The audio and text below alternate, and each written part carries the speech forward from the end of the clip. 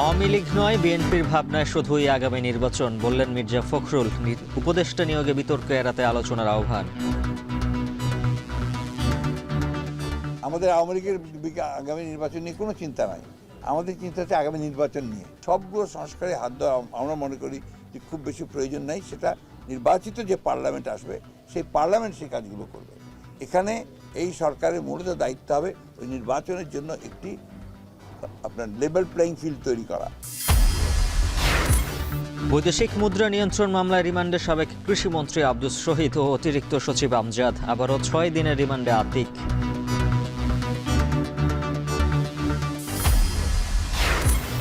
রাজধানীতে নতুন উদ্যমে চালু হচ্ছে নগর পরিবহন। এক কোম্পানিতেই চলবে সব বাস, থাকবে র্যাপিড পাসের সুবিধা। বিশ্ব জলবায়ু সম্মেলনে আজ world leaders climate action summit. ভাষণ দেবেন প্রধান উপদেষ্টা ডক্টর ইউনূস।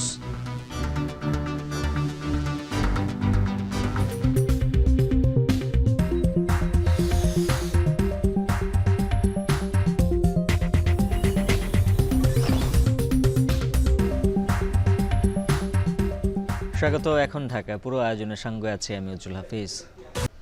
রাজনৈতিক দল নিষিদ্ধের দায়িত্ব কোনো দলের নয়, তাই আওয়ামী লীগকে নিয়ে বিএনপির কোনো মাথা ব্যথা নেই বলে মন্তব্য করেছেন বিএনপি মহাসচিব। পাশাপাশি উপদেষ্টা পরিষদ নিয়ে বিতর্ক এড়াতে রাজনৈতিক দলগুলোর সঙ্গে আলোচনারও পরামর্শ দেন তিনি। ঠাকুরগাঁয়ে নিজ বাসভবনে মতবিনিময়ে ভারতের কঠোর সমালোচনা করে দেশটির বিরুদ্ধে বাংলাদেশের নামে অপপ্রচারের অভিযোগ তোলেন মির্জা ফখরুল। এছাড়া সংখ্যানুপাতিক হারে নির্বাচন সম্ভব নয় জানিয়ে দেন তিনি। ঠাকুরগাঁও থেকে আরও জানাচ্ছেন মোকাররম হোসাইন।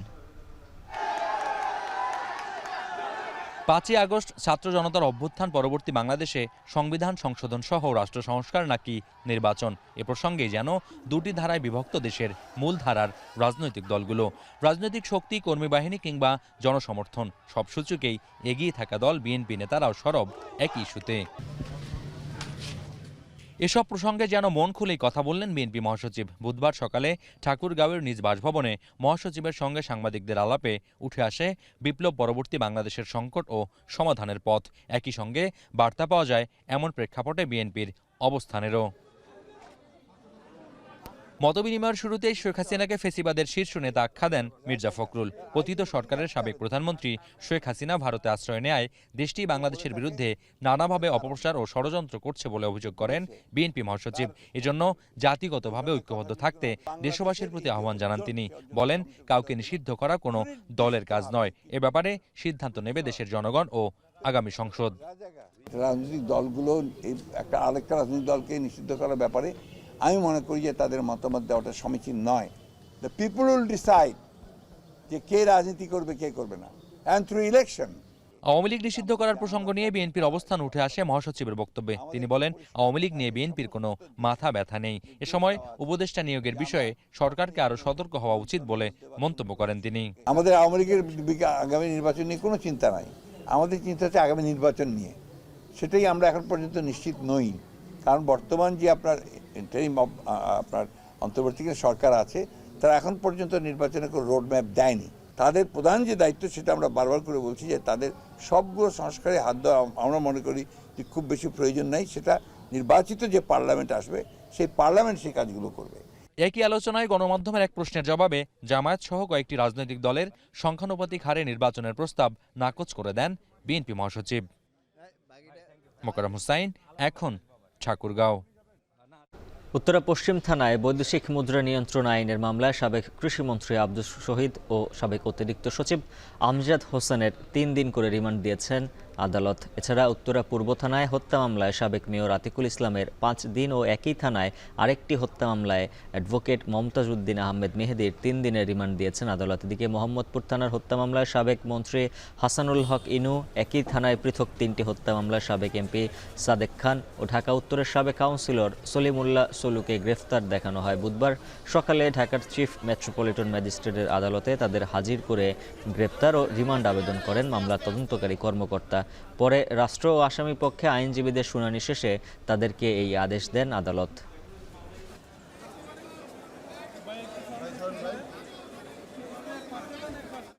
আজকে মোহাম্মদপুর 23-8-24 একটি মামলায় সাবেক অবৈধ মন্ত্রী হাসানুল হক ইনু এবং মোহাম্মদপুরের 3টি হত্যা মামলায় সাবেক অবৈধ এমপি সাদেক খান, সলিমুল্লাহ সলু তাদেরকে এই 4টি মামলায় আজকে গ্রেপ্তার দেখানোর জন্য বিজ্ঞ আদালতে তদন্তকারী কর্মকর্তা দরখাস্ত দাখিল করেন এবং তার দরখাস্ত মোতাবেক তাদেরকে এই মামলাগুলোতে গ্রেপ্তার দেখানো হয়। এই আসামিরা উপরোক্ত ঘটনার সাথে কোনো সম্পৃক্ত না এবং জড়িত না। এই মামলাগুলি যে সম্পৃক্ত করা হয়েছে যা মানবাধিকারের প্রশ্ন লঙ্ঘন এবং সংবিধানের লঙ্ঘন এবং শুধু সাবেক সরকারের মন্ত্রী ছিলাম, এমপি ছিলাম, মেয়র ছিলাম, সেই কারণেই আমাদেরকে এই মামলায় সম্পৃক্ত করা হচ্ছে। একটি কোম্পানির মাধ্যমে ফের চালু হচ্ছে নগর পরিবহন সেবা। ঢাকা সড়ক পরিবহন সমন্বয় কর্তৃপক্ষ সড়কে শৃঙ্খলা ফেরাতে উদ্যোগ নিয়েছে। এবার বাসের গায়ে নির্দিষ্ট নাম, রুটের নাম, বাস নম্বর থাকবে। ব্যবহার করা যাবে র্যাপিড পাস। আর বাস স্টপেজ, যাত্রী ছাউনির ব্যবস্থাপনার দায়িত্বে থাকছে ঢাকার 2 সিটি কর্পোরেশন। ঢাকায় 34টি ও শহরতলি পরিবহন নামে ঢাকার বাইরে 8টি রুট সহ মোট 42টি রুটে চলবে নগর পরিবহনের বাস। বিশেষজ্ঞরা বলছেন, কঠোর নজরদারি ছাড়া মিলবে না সফলতা। আরও জানাচ্ছেন সিউল আহমেদ।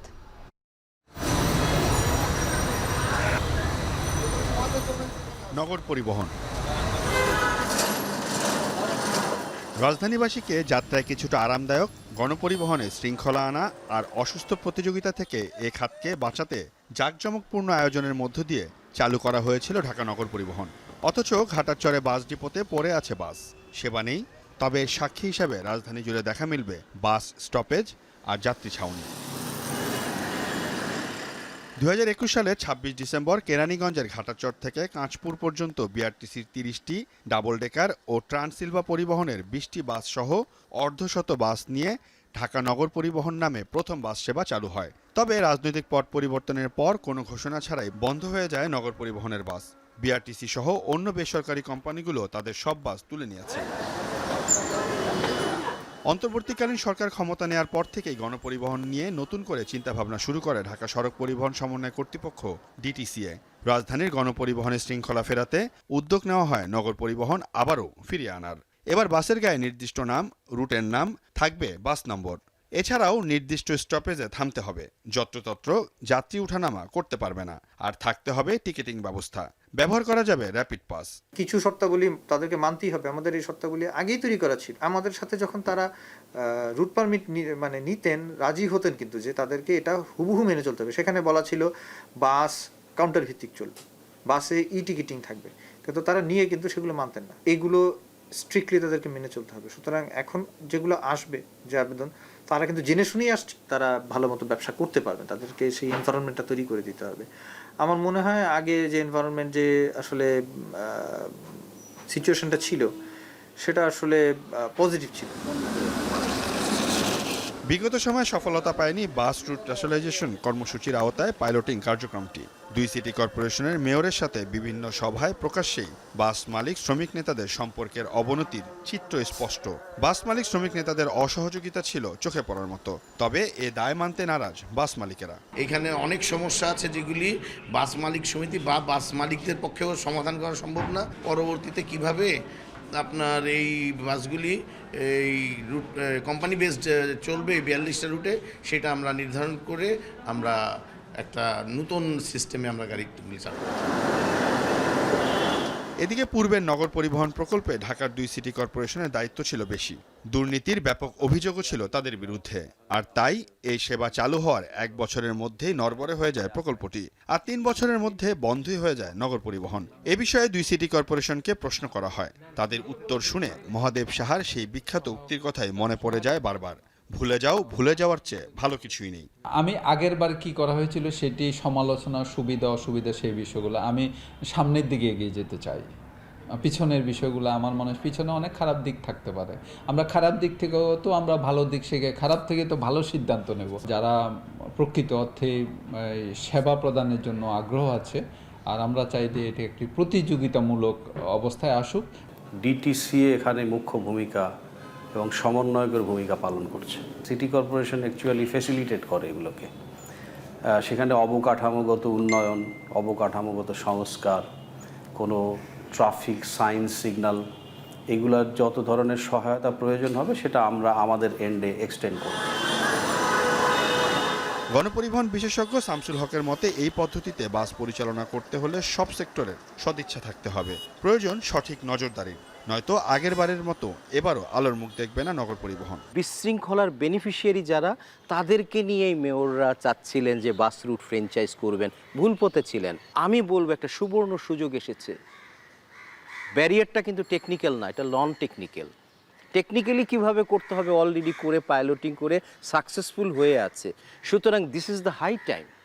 আগে পুলিশও সহযোগিতা করতো না, বাস মালিকরা সহযোগিতা করতো না, কিন্তু সেই পরিস্থিতিটা যেহেতু পরিবর্তিত হয়ে আছে, এটা যদি না করে এটার জন্য সমালোচিত হবে এই সরকার।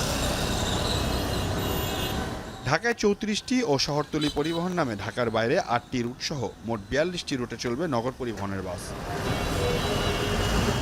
2015 সালে গণপরিবহনে শৃঙ্খলা আনতে প্রয়াত মেয়র আনিসুল হক রুটভিত্তিক কোম্পানির অধীনে বাস সেবা চালুর উদ্যোগ নিয়েছিলেন। ঠিক তার 7 বছর পর ঢাকার 2 মেয়র ঢাকা নগর পরিবহন নামে রুটভিত্তিক বাস পরিচালনা করা শুরু করে।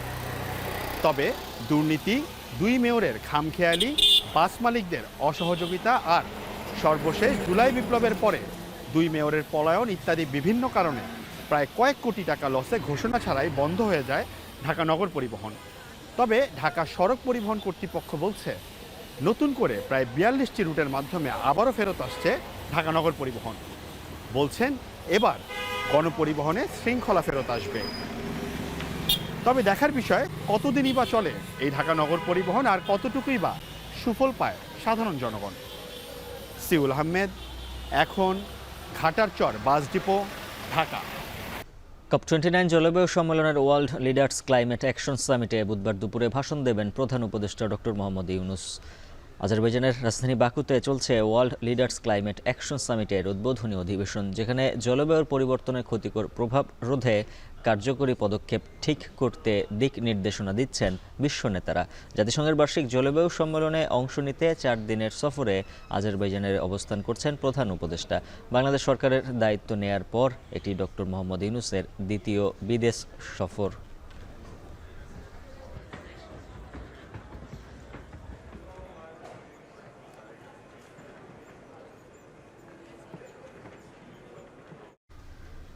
এর আগে সফরের দ্বিতীয় দিনে অন্তর্বর্তী সরকারের প্রধান উপদেষ্টা ডক্টর মোহাম্মদ ইউনূস বলেন, জলবায়ু পরিবর্তনের প্রভাব মোকাবিলায় মানুষের অভ্যাস পরিবর্তন সবচেয়ে জরুরি।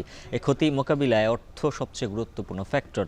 29তম বিশ্ব জলবায়ু সম্মেলনে অংশ নিয়ে বাংলাদেশ প্যাভিলিয়নে তরুণদের সাথে এক মতবিনিময়ে এসব কথা বলেন তিনি।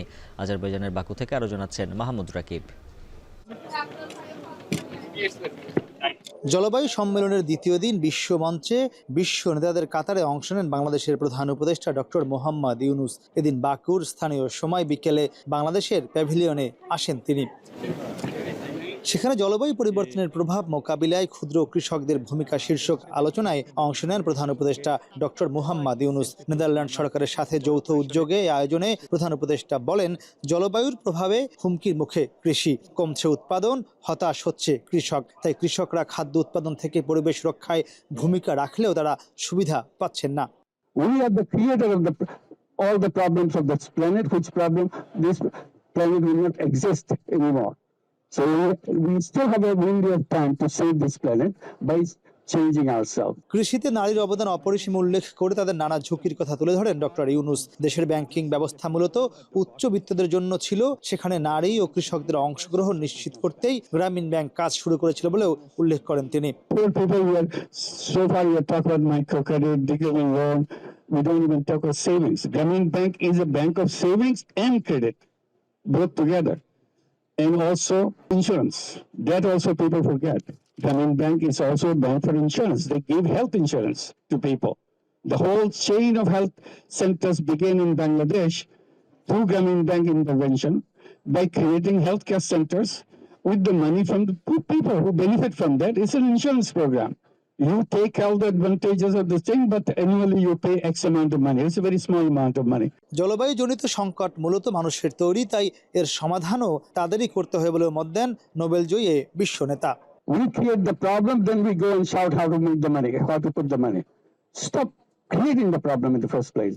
Our daily life is about creating problem of everybody for the planet. So if we fix ourselves, then world has no problem. অন্য সব ক্ষেত্রের মতো জলবায়ু পরিবর্তনের ঝুঁকি মোকাবিলায়ও তরুণরা নেতৃত্ব দেবেন বলেও আশা প্রকাশ করেন নোবেলজয়ী ডক্টর ইউনূস। বিশ্বমঞ্চে তরুণদের সঙ্গে মতবিনিময়ে আবারও ক্ষুদ্র ঋণের বিষয়টি সামনে আনলেন বাংলাদেশের প্রধান উপদেষ্টা ডক্টর মোহাম্মদ ইউনূস। একই সঙ্গে আর্থিক খাতে কৃষক শ্রেণী ও নিম্ন আয়ের মানুষ বরাবরই বঞ্চিত থেকেছে বলেও উল্লেখ করলেন এই মতবিনিময়ে। এখন দেখার বিষয় তার এই বক্তব্যকে সামনে রেখে আগামীতে বাংলাদেশের আর্থিক খাত ও পরিবেশ রক্ষায় তিনি কতটা জোরালো ভূমিকা রাখতে পারেন। মাহমুদ রাকিব, এখন বাকু, আজারবাইজান। নকল ও শুল্ক ফাঁকির প্রসাধনী গহনায় হাজার কোটি টাকার রাজস্ব হারাচ্ছে সরকার, দেশীয় উৎপাদন বাড়ানোর তাগিদ।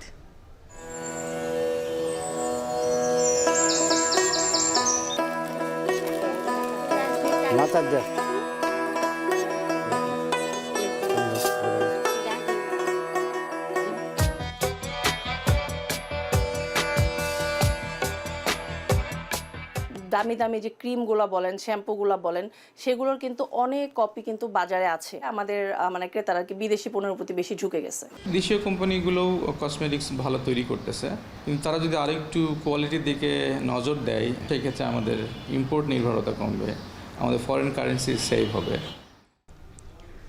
বিদ্যুৎ নিয়ে ভারতের আদানি গ্রুপের সঙ্গে সব চুক্তি বাতিলের নির্দেশনা চেয়ে হাইকোর্টে রিট করা হয়েছে। হাইকোর্টের সংশ্লিষ্ট শাখায় ব্যারিস্টার এম কাইয়ুম জনস্বার্থে এই রিট দায়ের করেন। বিচারপতি ফারাহ মাহবুব ও বিচারপতি দেবাশিস রায়চৌধুরীর হাইকোর্ট বেঞ্চে এই রিট আবেদনটির উপর শুনানি হবে। এর আগে গত 6 নভেম্বর বিদ্যুৎ নিয়ে ভারতের আদানি গ্রুপের সঙ্গে সব চুক্তি বাতিল চেয়ে সরকারকে লিগ্যাল নোটিশ পাঠানো হয়। বিদ্যুৎ বিভাগের নির্দেশনায় আদানির সঙ্গে তাড়াহুড়ো করে 2017 সালে বিদ্যুৎ ক্রয় চুক্তি হয়। ওই সময় দেশে আমদানি করা কয়লা নির্ভর কোনো বিদ্যুৎ কেন্দ্র চালু হয়নি। এসব চুক্তির একটি 2017 সালে আদানির সঙ্গে করা 25 বছর মেয়াদী বিদ্যুৎ ক্রয় চুক্তি। ভারতের পূর্বাঞ্চলীয় রাজ্য ঝাড়খণ্ডে আদানির 1600 মেগাওয়াটের বিদ্যুৎ কেন্দ্র থেকে মূলত বাংলাদেশে বিদ্যুৎ সরবরাহ করা হচ্ছে।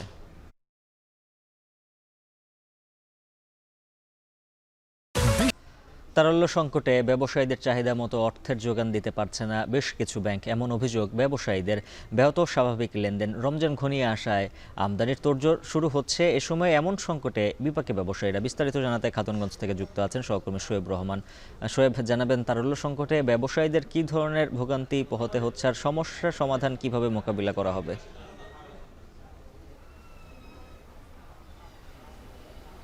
উজ্জ্বল, বাংলাদেশে সরকারি এবং বেসরকারি বাণিজ্যিক ব্যাংক রয়েছে প্রায় 46টির মতো। এর মধ্যে 10 থেকে 11টি ব্যাংক যারা এই তারল্য সংকটে ভুগছে এবং ব্যবসায়ীরা সেই সকল ব্যাংকের সঙ্গে স্বাভাবিক যে লেনদেন সেগুলো সম্পন্ন করতে পারছেন না। এবং ব্যবসায়ীরা বলছেন যে বড় অঙ্কের থেকে শুরু করে মাঝারি অঙ্কের যেই অ্যামাউন্টগুলো রয়েছে সেই অ্যামাউন্টের চেক নিয়ে গেলে সেগুলো প্রত্যাখ্যাত হচ্ছে বা সেই চেক অনুযায়ী ব্যাংকগুলো টাকা দিতে পারছেন না। এবং এই কারণে ব্যবসায়ীদের মধ্যে যে আন্ত লেনদেন, অর্থাৎ এক ব্যবসায়ী অন্য ব্যবসায়ী থেকে পণ্য বাবদ যে ক্রয় বাবদ যেই চেক প্রদান করেন সেই চেকগুলো প্রত্যাখ্যাত হচ্ছে। এবং এই কারণে বিক্রেতা যারা রয়েছেন বা আমদানিকারক যারা চট্টগ্রামের খাতুনগঞ্জের আড়তে পণ্য সরবরাহ করেন তাদের কাছ থেকেও আড়তদাররা সেভাবে পণ্য পাচ্ছেন না। এবং একই সাথে ব্যবসায়ীরা বলছেন যে ডলারের সংকট নাই, বর্তমানে নেই তেমনটি বলছে কেন্দ্রীয় ব্যাংক, কিন্তু ডলারের সংকট না থাকলেও যে সকল ব্যাংকের তারল্য সংকট রয়েছে সেই সকল ব্যাংক কতটা আসলে এলসি খুলতে পারবে বা এলসির মূল্য পরিশোধ করতে পারবে সেটি নিয়ে আমদানিকারক বা রপ্তানিকারকদের মধ্যে এক ধরনের শঙ্কা বা সংশয় রয়েছে। সেই কারণে সেই সকল ব্যাংকের মাধ্যমে আমদানি রপ্তানির যে বাণিজ্য সেটিও কিন্তু ব্যাহত হচ্ছে। এবং ব্যবসায়ীরা বলছেন চট্টগ্রামের এই খাতুনগঞ্জে প্রায় দৈনিক 1.5 থেকে 2,000 কোটি টাকার মতো কিন্তু লেনদেন হয়, কিন্তু সেই জায়গা থেকে ব্যাংকগুলোর মাধ্যমে এবং চেকের মাধ্যমে সেই লেনদেনগুলো হয়, কিন্তু স্বাভাবিকভাবে লেনদেন হতে না হওয়ার কারণে ব্যবসার যে স্বাভাবিক গতি সেটি ব্যাহত হচ্ছে। এবং এই অবস্থায় সামনে রমজান ঘনিয়ে আসছে এবং রমজানের যে পণ্যগুলো রয়েছে, বিশেষ করে যে সকল পণ্যের চাহিদা বাড়ে, ছোলা, চিনি, খেজুর, এই পণ্যগুলো কিন্তু আমদানি নির্ভর এবং সেই পণ্যগুলো আমদানি করতে গেলে এলসি খুলতে হচ্ছে, কিন্তু তারল্য সংকট থাকার কারণে ব্যাংকগুলোর উপরে সেভাবে আস্থা করা যাচ্ছে না এবং সেই পণ্য আমদানিতেও কিন্তু কিছুটা ভাটা পড়তে পারে বলে ব্যবসায়ীরা শঙ্কা করছেন। এবং একই সাথে যে সকল আড়তদার এখানে ব্যবসা করেন তারা যদি তার টাকাটা ক্যাশ করতে না পারেন বা যদি তারল্য সংকট থাকে সেক্ষেত্রে তিনি রপ্তানিকারককে তার মূল্য পরিশোধ করতে পারবেন না। সেই ক্ষেত্রে আড়তদার রমজানে কতটা পণ্য পাবেন সেটিও কিন্তু তারা আসলে সন্দিহান হয়ে পড়েছেন। এবং এই অবস্থায় ব্যবসায়ীরা যেই পরামর্শ দিচ্ছেন সরকারকে, সেটি হচ্ছে যে দ্রুত যেই 10 থেকে 11টি ব্যাংকের তারল্য সংকট রয়েছে তাদের সেই তারল্য সংকট দূর করতে হবে, নতুবা যারা আমদানি করছেন তাদেরকে বিশেষ প্রণোদনা বা বিশেষ সহযোগিতা দেওয়ার পাশাপাশি সরকার যদি নিজ উদ্যোগে পণ্য আমদানির কার্যক্রম নেয় বা উদ্যোগ নেয়, সেই ক্ষেত্রে আসলে রমজানে যে পণ্যের স্বাভাবিক সরবরাহ, সেই স্বাভাবিক সরবরাহ থাকবে এবং পণ্যের বাজারে অস্থিতিশীল হবে না। সেটি যদি না হয়, সেক্ষেত্রে রমজানের বাজার অস্থিতিশীল হয়ে উঠতে পারে বলে ব্যবসায়ীরা ধারণা করছেন। উজ্জ্বল। বকেয়ার দাবিতে ঢাকা ময়মনসিংহ মহাসড়ক ঘণ্টা খানেক অবরোধ করে বিক্ষোভ করেছেন তারাটেক্স ফ্যাশনের শ্রমিকরা। এতে ওই সড়কে যানজটের তৈরি হয়।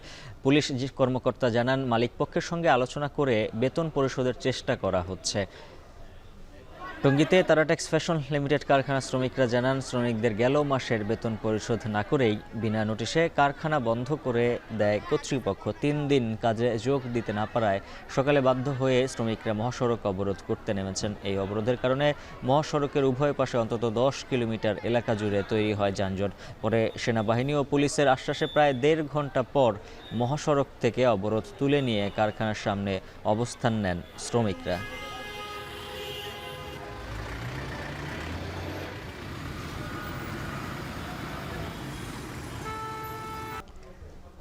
ভারতীয় ভিসা দেয়া বন্ধ থাকায় আখাউড়া স্থলবন্দর দিয়ে কমেছে যাত্রী পারাপার। এতে কমেছে রাজস্ব আয়। এ নিয়ে বিস্তারিত জানাতে আখাউড়া স্থলবন্দর থেকে যুক্ত আছেন সহকর্মী আইজুল সঞ্চয়।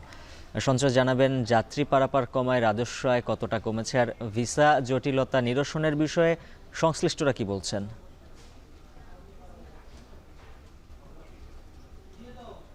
আপনাকে জানিয়ে রাখি তার আগে আসলে এই আখাউড়া স্থলবন্দর দিয়ে কিন্তু মূলত আসলে যে সরকারের যে আসলে রাজস্ব আহরণের যেই মাধ্যম, সেটি কিন্তু অন্যতম মাধ্যম এই যাত্রী পারাপার। মূলত যেহেতু এই বন্দর দিয়ে ভারত থেকে পণ্য আমদানি একেবারেই অনিয়মিত, যার ফলে আসলে সরকার রাজস্বটা আসেই মূলত এই যাত্রী পারাপার থেকে। তবে এখন যে সমস্যা যেটি হচ্ছে যে গত 3 মাস ধরে দেশের এই উদ্ভূত পরিস্থিতির কারণে কিন্তু ভারতের যে ভিসা প্রদান কার্যক্রম সেটি কিন্তু বন্ধ রয়েছে এবং এর ফলে প্রতিদিন অন্তত 2 থেকে 300 মতো যাত্রী কম যাচ্ছে। একটু আপনাকে জানিয়ে রাখি উজ্জ্বল, এখন প্রতিদিন 3 থেকে 400 মতো যাত্রী পারাপার হচ্ছে এই বন্দর দিয়ে ভারতে। যদিও স্বাভাবিক কিন্তু 6 থেকে 700 মতো যাত্রী ভারতে পারাপার হয়ে থাকে।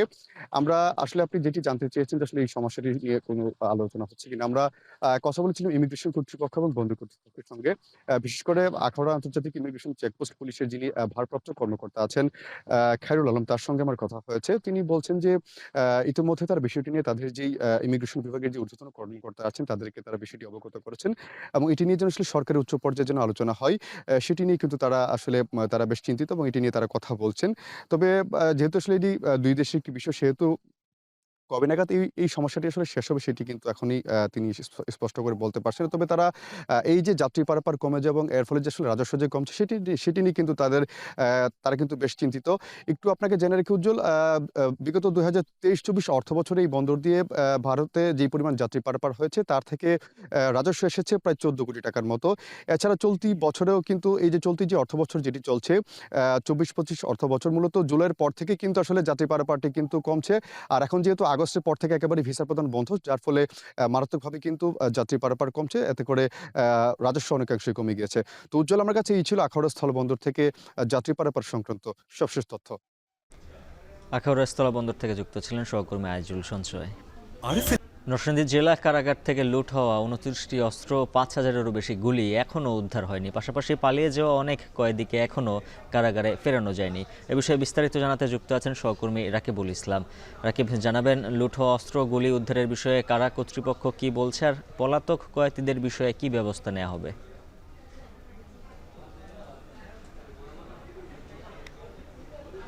উজ্জ্বল, আপনি যেমনটি বলছিলেন যে আসলে সকল অস্ত্র লুট হওয়া অস্ত্র আসলে উদ্ধার হয়নি, কি বলছে তারা কর্তৃপক্ষ তার আগে যদি আমি একটু পেছনে যাই, 3 মাসেরও বেশি সময় আগে গত 19 জুলাই এই নরসিংদী জেলা কারাগারে হামলা, ভাঙচুর এবং অস্ত্র লুটের ঘটনা ঘটে এবং এই সময় ব্যারাকে থাকা 85টি অস্ত্র সবগুলোই আসলে লুট করে নিয়ে যায় দুর্বৃত্তরা। এরই মধ্যে আসলে 85 অস্ত্রর মধ্যে 56টি অস্ত্র উদ্ধার হয়েছে এবং একই সময় কিন্তু 7000 রাউন্ড গুলিও আসলে লুট করা হয়। 7000 রাউন্ড লুট হওয়া গুলির মধ্যে ইতিমধ্যে 1680 রাউন্ড গুলি উদ্ধার করা হয়েছে। এছাড়া যেসব কয়েদি ছিল সেই সময় 826 জন, 826 কয়েদির সকলেই কিন্তু পালিয়ে গিয়েছিল। তো পালিয়ে যাওয়া কয়েদিদের মধ্যে ইতিমধ্যে 633 জনকে কারাগারে ফিরিয়ে আনা হয়েছে। তাদের মধ্যে বেশিরভাগ কয়েদি আত্মসমর্পণ করেছেন, বাকিদেরকে অভিযান করে পুলিশ এবং অন্যান্য আইনশৃঙ্খলা বাহিনী গ্রেফতার করে কারাগারে ফিরিয়ে আনা হয়েছে। তো যেহেতু এখনও বিপুল পরিমাণ অস্ত্র বাইরে রয়েছে, গোলাবারুদ বাইরে রয়েছে, সেহেতু একটি প্রশ্ন সামনে এসে যায় বারবার যে এখান থেকে লুট হওয়া অস্ত্র এবং গুলি বারুদ দিয়ে কোনো নাশকতার চেষ্টা করা হচ্ছে কিনা। জেলা শহরে অনেকেই আসলে বিষয়টি নিয়ে আতঙ্কে আছেন, ব্যবসায়ী থেকে শুরু করে সাধারণ মানুষ আইন শৃঙ্খলার অবনতির শঙ্কা করছেন তারা। তো এই বিষয়ে আমার কথা হয়েছে নরসিংদীর অতিরিক্ত পুলিশ সুপার শামসুল আরিফিনের সাথে। তিনি যেমনটি বলছিলেন যে লুট হওয়া যেসব অস্ত্র রয়েছে এর মধ্যে অধিকাংশ উদ্ধার করা হয়েছে, বাকিগুলো উদ্ধারের চেষ্টা করছে আইন শৃঙ্খলা বাহিনী। অপরদিকে যেসব কয়েদি এখনো পর্যন্ত আত্মসমর্পণ করেনি কিংবা গ্রেফতার করা যায়নি, তাদের গ্রেফতার আসলে উদ্ধার অভিযান চালানো হয়েছে। তো এই মুহূর্তে আইন শৃঙ্খলা পরিস্থিতি স্বাভাবিক রয়েছে, তবে সেটি কতদিন স্বাভাবিক থাকবে সে বিষয়ে আসলে স্পষ্ট বলা যাচ্ছে না। তবে পুলিশ বলছে তারা আসলে নিরাপত্তা দিতে সর্বোচ্চ প্রস্তুত। এই ছিল নরসিংদী থেকে আমার কাছে সবশেষ। উজ্জ্বল। যুক্ত ছিলেন সহকর্মী রাকিবুল ইসলাম। বাংলাদেশে কসমেটিক্সের বাজার প্রায় 34,000 কোটি টাকার, যার বেশিরভাগই যোগান আনুষ্ঠানিক উৎসহীন। আবার এসবের বেশিরভাগই নকল ও শুল্ক ফাঁকি দিয়ে আমদানি করা। এতে ক্রেতারা ক্ষতিগ্রস্ত হওয়ার পাশাপাশি হাজার হাজার কোটি টাকা রাজস্ব হারাচ্ছে সরকার। এছাড়া দেশীয় গহনার মান নিয়ে প্রশ্ন থাকায় এই বাজার চেয়ে গেছে ভারত ও চীনের ইমিটেশনের গহনায়। এসব পণ্যের বাজার সম্প্রসারণ করতে উদ্যোক্তা এবং শিল্প গোষ্ঠীদের এগিয়ে আসার তাগিদ অর্থনীতিবিদদের। ইমতিয়াজ আহমেদের প্রতিবেদন, ছবি তুলেছেন সায়েমা কন্দু।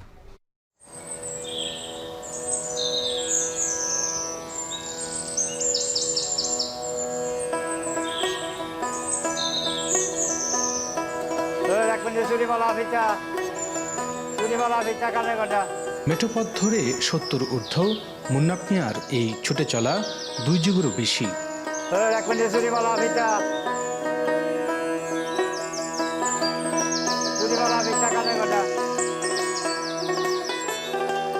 শরীর আগের মতো সায়না দিলেও এখনো গ্রামে গ্রামে ঘুরে লেজ ফিতা, চুরিমালা, গহনাসহ নানা প্রসাধনী বিক্রি করেন তিনি।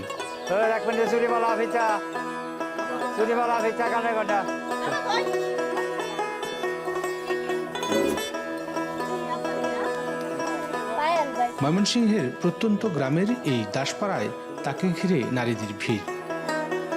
আলতা, লিপস্টিক বা গহনা নিকনানিক পরখ করে দেখবার স্বাদ তাদের। মার্কেটের জিনিসটা অনেক দাম, কিন্তু ফেরালো দাদু যে আসে তার কাছ থেকে আমরা কিনা টেনা দেড় প্লাবার নেই, এতেই অনেক খুশি হয়। ফেরওয়ালা দাদু আসে আমাদের বাড়িতে, তখন আমি আলতা কিনি, নেল পালিশ কিনি। তো যে ফেরওয়ালা মনে করেন বাড়িতে নিয়ে হ্যাঁ দু একটা জিনিস কম দামেরও আমরা কমে কিনি।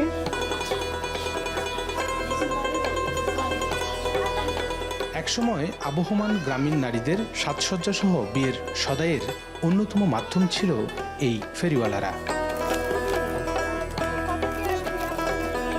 তবে কালের আবর্তে পেশা বিলুপ্ত হওয়ায় পরিবারের কয়েক পুরুষের ব্যবসার ইতি টানছেন মুন্নাফরা। 25-30 বছর আগের থেকে বেচা নিয়েছি আমরা, কখন তো দাম বেড়ে গেছে। একটা জোড়া চুরি বেচছি, জোড়া 2টা বেচছি, একটা 8 আনা করে মালা বেচছি, 4 আনা করে মালা বেচছি। আস্তে আস্তে ধীরে ধীরে ও আর ফেরুলাও কমে গেছে, ও আর এই ব্যবসার মধ্যে কিছু নাই।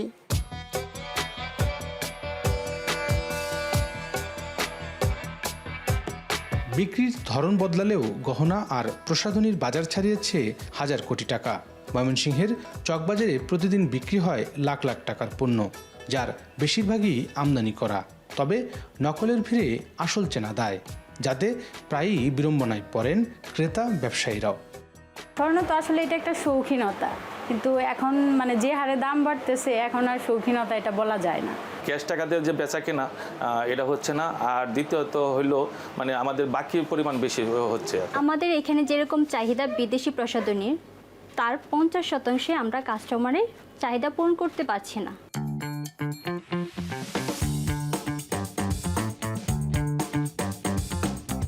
বিশ্বে কসমেটিক্সের বর্তমান বাজার $7 ট্রিলিয়ন, আর দেশে স্কিন কেয়ার ও কালার কসমেটিক্সের মোট চাহিদা 21,000 কোটি টাকার বেশি। এনবিআরের তথ্য অনুযায়ী 2022 সালের মে মাসে 20% রেগুলেটরি ডিউটি আরোপের পর 2023 সালের ফেব্রুয়ারি পর্যন্ত কসমেটিক্স পণ্যের আমদানি কমেছে প্রায় 50%। যাতে বেড়েছে সব ধরনের প্রসাধনীর দাম। এমন অবস্থায় নকলের পাশাপাশি অবৈধভাবে আনা হচ্ছে এসব পণ্য। দামি দামি যে ক্রিমগুলো বলেন, শ্যাম্পুগুলো বলেন, সেগুলোর কিন্তু অনেক কপি কিন্তু বাজারে আছে। আমাদের মানে ক্রেতারা কি বিদেশি পণ্যের প্রতি বেশি ঝুঁকে গেছে। কসমেটিক্সের একটা বাজার তো অবশ্য আছে, আর এটা শীতে আরও একটু প্রসারিত হয়। আমরা চাই দেশীয় পণ্যগুলো আরও প্রসারিত হোক, আরও ভ্যারাইটিস পণ্য তৈরি করুক। নকল কসমেটিক্স ও কালোবাজারি রোধে সরকারকে কঠোর হওয়ার পরামর্শ অর্থনীতিবিদদের। সেই সাথে ইমিটেশনের গহনার বাজার সম্প্রসারণে আমদানি নির্ভরতা কমিয়ে দেশীয় উদ্যোক্তা তৈরি করার পাশাপাশি শিল্পগোষ্ঠীদের এগিয়ে আসার আহ্বান তাদের। দেশীয় কোম্পানিগুলোও কসমেটিক্স ভালো তৈরি করতেছে, কিন্তু তারা যদি আরেকটু কোয়ালিটির দিকে নজর দেয়, সেই ক্ষেত্রে আমার মনে হয় যে বাংলাদেশের মানুষের এখন যে ক্রয় ক্ষমতা বেড়েছে, তারা সেটা অ্যাফোর্ড করতে পারবে। সেই ক্ষেত্রে আমাদের ইম্পোর্ট নির্ভরতা কমবে, আমাদের ফরেন কারেন্সি সেভ হবে।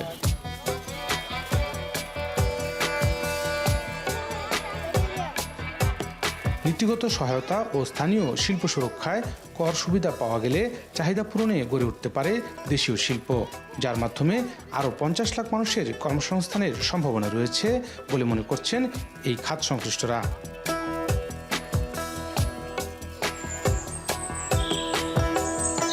ইমতিয়াজ আহমেদ, এখন, ময়মনসিংহ। সরকারে জায়গা দিতে ইলন মাস্কের জন্য আলাদা দফতর খুলতে যাচ্ছেন নবনির্বাচিত মার্কিন প্রেসিডেন্ট ডোনাল্ড ট্রাম্প। এছাড়া নতুন সরকারের বিভিন্ন দপ্তরে নিয়োগ পেতে পারেন ট্রাম্পের বেশ কয়েকজন বন্ধুভাজন। আরও জানাচ্ছেন নুসরাত কামাল। যুক্তরাষ্ট্রের 2020 সালের নির্বাচনে তৎকালীন প্রেসিডেন্ট ডোনাল্ড ট্রাম্পের প্রতিপক্ষ বর্তমান প্রেসিডেন্ট জো বাইডেনকে ভোট দিলেও গেল সপ্তাহের নির্বাচনে ট্রাম্পকে শুধু প্রকাশ্য সমর্থনই জানাননি, তার হয়ে প্রচারণায় প্রায় বছর খানেক দিয়েছেন বিস্তর সময়। এমনকি ট্রাম্পকে ভোট দিলে লটারির মাধ্যমে ভোটারদের $10 লাখ করে পুরস্কারও বিলিয়েছেন বিশ্বের শীর্ষ ধনী ইলন মাস্ক। এসবেরই পুরস্কার হিসেবে পেয়ে গেলেন নবনির্বাচিত প্রেসিডেন্টের সরকারে আস্ত এক মন্ত্রণালয়। ধনকুবের ইলন মাস্ককে নিয়োগ দিতে নতুন মন্ত্রণালয় খুলছেন 47তম মার্কিন president. Department of government efficiency নামের এ মন্ত্রণালয়ে মাস্কের পাশাপাশি নেতৃত্ব দেবেন বেসরকারি খাতে সুপরিচিত আরেক নেতা, সাবেক রিপাবলিকান প্রেসিডেন্ট প্রার্থী বিবেক রামস্বামী। ট্রাম্প জানিয়েছেন প্রচলিত নিয়মে সরকারের আওতার বাইরের বিষয়গুলো দেখবে নতুন এ মন্ত্রণালয়। এদিকে প্রেসিডেন্ট হিসেবে দায়িত্ব নেওয়ার 1 মাসের বেশি সময় বাকি থাকতেই স্বরাষ্ট্র, পররাষ্ট্র, white house chief of staff, জাতীয় নিরাপত্তা উপদেষ্টা এবং জাতিসংঘে নতুন মার্কিন রাষ্ট্রদূতের পর নতুন সরকারের প্রতিরক্ষা মন্ত্রী আর কেন্দ্রীয় গোয়েন্দা সংস্থার প্রধানের নামও ঘোষণা করেছেন ট্রাম্প। এদিকে দায়িত্ব নেওয়ার প্রথম দিনেই হোয়াইট হাউসে বেশ কয়েকটি নির্বাহী আদেশে ট্রাম্প স্বাক্ষর করতে পারেন বলে ধারণা করা হচ্ছে। আন্তর্জাতিক বিভিন্ন সংবাদ মাধ্যমের খবর, অভিবাসী নিয়ন্ত্রণে এবং প্রেসিডেন্ট বাইডেনের আলোচিত বৈধ প্রবেশ কর্মসূচি বাতিলে ব্যবস্থা নিতে পারেন নতুন প্রেসিডেন্ট। বিশ্লেষকরা বলছেন, গণপ্রত্যাবাসন পরিকল্পনা বাস্তবায়ন করতে চরম বাস্তবতা ও প্রতিকূলতার মুখে পড়তে হবে নতুন সরকারকে। Reality will hit the government and the new government on day one of what they can do or what they cannot. They may have plans. I don't believe that they will be easy for them to implement anything. সমালোচকরা বলছেন, নির্বাহী পদক্ষেপের ফলে অপরাধের ইতিহাস না থাকলেও গ্রেপ্তারের ক্ষমতা থাকবে কেন্দ্রীয় অভিবাসন কর্মকর্তাদের। এতে গ্রেপ্তার বাড়বে যুক্তরাষ্ট্র মেক্সিকো সীমান্তে সেনা মোতায়েন এবং সীমান্তে দেয়াল নির্মাণের কাজও শুরু হবে ফের। নুসরাত কামাল, এখন, বিশ্ব। ফিফা প্রীতি ম্যাচে আজ সন্ধ্যা 6টায় মালদ্বীপের বিপক্ষে মাঠে নামবে বাংলাদেশ। প্রায় 1 বছর পর আবারও মালদ্বীপের বিপক্ষে মাঠে নামছে বাংলাদেশ। অবশ্য গত 2 বছর দু দলের লড়াই ছিল বিশ্বকাপ বাছাই পর্ব, আর এবার মাঠে নামার উপলক্ষ ফিফা ফ্রেন্ডলি ম্যাচ। এবছর বাংলাদেশের পারফরমেন্স আশাহত করলেও মালদ্বীপের বিপক্ষে সবশেষ 3 ম্যাচে অপরাজিত বাংলাদেশ। ফিফা র্যাঙ্কিংয়ে মালদ্বীপ 22 ধাপ এগিয়ে থাকলেও বছরের শেষটা অতিথিদের হারিয়ে এই ফুটবলে সুসময় ফেরাতে চায় বাংলাদেশের ফুটবল দলের অধিনায়ক তপু বর্মন।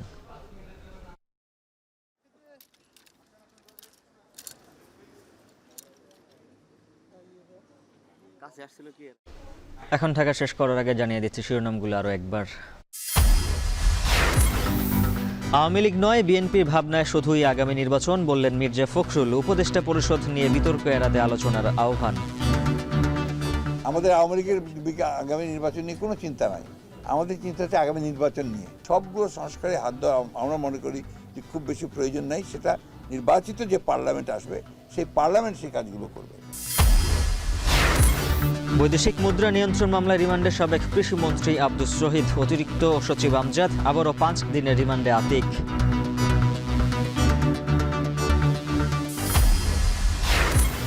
রাজধানীতে নতুন উদ্যমে চালু হচ্ছে নগর পরিবহন। এক কোম্পানিতেই চলবে সব বাস, থাকবে র্যাপিড পাসের সুবিধা।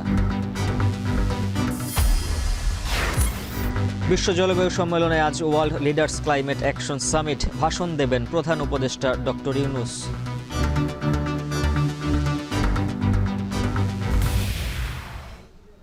আর এই ছিল এখন ঢাকার আয়োজনে। এখন টেলিভিশন ওয়েবসাইটে দেখুন এখন.tv, এছাড়া ফেসবুকে দেখুন facebook.com/tv.এখন, আর সরাসরি ইউটিউবে দেখতে ভিজিট করুন youtube.com/c/echontv।